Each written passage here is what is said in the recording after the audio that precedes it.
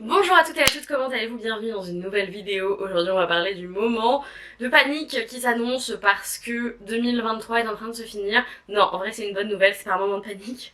Mais dans un coin de ma tête il y a l'idée que en début d'année, j'ai fait un hors-série en me disant je vais lire toute ma palle. Bien sûr, tout va bien. Et là je suis là en mode je n'ai pas lu ma palle cette année. Enfin si, j'en ai lu un petit peu, mais pas tant que ça. Et là, je suis en train de me dire, il va falloir que je termine le Pumpkin Autumn Challenge, parce qu'il nous reste genre 15 jours. Et j'aimerais quand même avancer un petit peu dans cette palle de base de début d'année et finir l'année en ayant lu des trucs que je dois lire en fait. Donc cette vidéo pour vous présenter des choses, des livres que je dois lire d'ici le 31 décembre 2023. Nous avons un mois et demi pour lire 8 livres. Tout va bien, sachant que là, au mois d'octobre, alors que je me la coulée douce en mode wouh, j'ai lu genre 4 livres. Bon, ça me paraît être un peu tendu. Sans plus attendre, parlons des 4 livres que je dois lire pour la fin du Pumpkin Autumn Challenge. Là, vraiment, j'avais dit, si je ne lis pas cette année, il sort de ma palle. Donc en fait, il faut que je lui donne une chance. C'est Quitter les monts d'automne d'Émilie Kerbalek. Non mais ça fait depuis quand? Je crois que j'ai regardé hier, ça fait depuis le 25 décembre 2020 que je l'ai, donc ça fait genre 2-3 automnes que je me le trimballe et que je ne le lis pas, donc en fait là ça suffit. Vous voyez, genre ça suffit. Et donc je vais relire le derrière, parce que peut-être que ça va me donner envie. Recueillie par sa grand-mère après la mort de ses parents, la jeune Kaori vit dans les monts d'automne où elle se destine à être conteuse. Déjà, pourquoi ça ne me plairait pas? Très bonne question. Sur Tassai, comme partout dans les mondes du flux, l'écriture est interdite, seule la traduction du Di fait vivre la mémoire de l'humanité, mais le Di se refuse à Kaori et la jeune fille se voit dirigée vers une carrière de danseuse. D'accord. Lorsque sa grand-mère meurt, Kaori hérite d'un rouleau de calligraphie, objet tabou par excellence dans la seule détention, pourrait lui valoir une condamnation à mort. Pour percer les secrets de cet objet, mais aussi le mystère qui entoure la disparition de ses parents, elle devra quitter les monts d'automne et rejoindre la capitale. Sa quête de vérité l'amènera encore plus loin, très loin de chez elle. Ok, ça a l'air cool, pourquoi je le lis pas? Je suis là genre, lis-le, ça a l'air trop bien. Retenez ces paroles, ça va être ma prochaine lecture. Le deuxième que j'aimerais vraiment bien lire, en plus je l'ai acheté pour le lire vite, je l'ai acheté un peu sur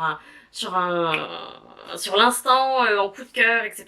Voilà, en entendant les coups de cœur des libraires dans ma librairie préférée à Rennes. C'est donc L'Enfant des forêts de Michel Hauteville. On m'a dit dans les commentaires qu'il fallait que je sois accrochée parce qu'il est vraiment dur, donc je suis en mode ha ha ha parce que j'ai lu Méduse et j'ai vraiment dû m'accrocher, donc je suis là en mode je sais pas si je vais réussir à m'accrocher. Au moins c'est écrit relativement gros, j'ai l'impression. Et voilà, c'est un homme et un enfant habitent une forêt, l'un est chasseur et aussi ogre, l'autre une innocence capturée. De saison en saison, ils s'observent, s'épient, avides de trouver une issue à leur vie. Je vais lire en lecture commune avec Marion de la chaîne Entre les lignes, du compte Instagram Entre les lignes, de Last Tale of the Flower Bride de Roshani Chokchi, notamment parce que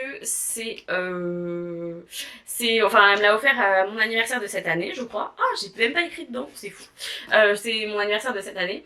Et il a l'air très très cool et il est pas si gros que ça.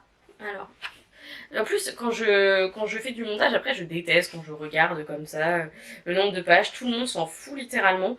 288 pages. Bon, ah, ça le fait, ça se fait. Et du coup, on va le lire en lecture commune. Donc ça, je suis là en mode, j'ai foi qu'on le lise. Vous voyez, on se voit début décembre, genre, je pense que c'est bon. J'ai aussi envie de lire un roman graphique qui est dans ma palle. J'ai rien depuis longtemps, non, pas depuis si longtemps que ça, depuis cette année en fait, mais je suis là quand même en mode, il faudrait que je lise. C'est Ces jours qui disparaissent de Timothée Le Boucher. Je suis en mode, lis-le, prends-toi 3 heures et lis-le, genre un dimanche ou je sais pas quoi. Et en fait, c'est terrible, là c'est vraiment du racontage de vie, mais j'ai hyper du mal à prendre du temps en ce moment pour moi et pour la lecture, parce qu'en fait c'est pas un hobby que je partage avec beaucoup d'amis qui vivent sur Rennes, et du coup genre l'année dernière quand j'étais à Portsmouth avec Chloé, on faisait des petits reading dates où en fait on allait lire notre livre au café et on se parlait pas forcément, on se parlait quand même un peu mais voilà, et on prenait notre thé et tout et c'était trop cool.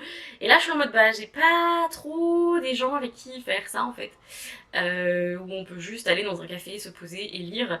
Ouais, mes potes sont plus à faire des jeux et tout, ce qui est hyper cool parce que j'adore les jeux. Mais du coup, en fait, je me retrouve à privilégier des hobbies que je fais avec les gens plutôt que des hobbies que je fais toute seule et que j'adore pourtant. Et donc voilà, en ce moment, je ne privilégie... Oh là, je ne privilégie pas la lecture et c'est un peu triste parce que bah, j'adore lire quoi. Et j'aime trop et j'ai trop envie de lire quoi en ce moment en plus. 3 livres que je dois lire pour une palle secrète, voilà, que je fais depuis le début de l'année 2023, c'est terrible. Genre, j'ai lu pas mal de livres dans ce rapport-là. Je vais vous en présenter 3, vous me direz si vous voyez un rapport entre les 3. Peut-être que vous allez trouver, hein, je ne sais pas. Le premier qu'il faut que je lise, c'est Bunny de Mona Awad, qui est donc un livre de Dark Academia que je crois que j'ai... Est-ce que je l'ai présenté dans ma... Non, je l'avais pas encore. Dans ma palle du Pumpkin Autumn Challenge. Mais du coup, on va être sur un groupe de filles qui se fait appeler... qui s'appelle Bunny, donc lapin. Et ça va être de la Dark Academia parce que c'est une petite nana qui va rentrer dans ce... Voilà, ce truc élitiste et tout. Et les mêmes bails de Dark Academia qu'on connaît, c'est-à-dire un personnage un peu underdog qui vient et qui va chambouler le truc, il va se passer des choses et voilà, on est dans cette esthétique que j'adore énormément et j'ai trop hâte de le lire. Je pense que... mais voilà, en fait j'ai trop hâte de lire tous ces livres mais en même temps je les lis pas, c'est terrible. C'est vraiment une blague à ce niveau, c'est un running gag de présenter Piranesi parce que je suis en mode je vais le lire, hein, je m'apprête à le lire, c'est jamais le cas, genre je sais pas pourquoi, j'ai peur, genre peut-être parce que j'ai lu les 30 premières pages et que j'ai rien compris, après c'était peut-être le mauvais moment, vous voyez, mais je me suis dit, direct je l'ai vu, enfin... J'ai commencé à le lire, j'ai genre lu 10-20 pages et je me suis dit oh là là je suis pas assez intelligente pour le lire et du coup je me suis fait un gros blocage, j'ai un blocage de ouf sur ce livre, je ne sais pas pourquoi. Donc voilà, j'ai quand même hâte de le lire, il est dans cette fameuse palle secrète et donc let's go quoi Salomé, let's go. Babel, je vous jure, R.F. Kuang qui est mon autrice préférée actuelle on va dire et je n'ai toujours pas lu Babel, c'était le livre que j'attendais le plus en je sais plus quelle année, il est sorti en quoi? En 2023 ou en 2022? Il est sorti en 2022 les potos et je ne l'ai toujours pas lu.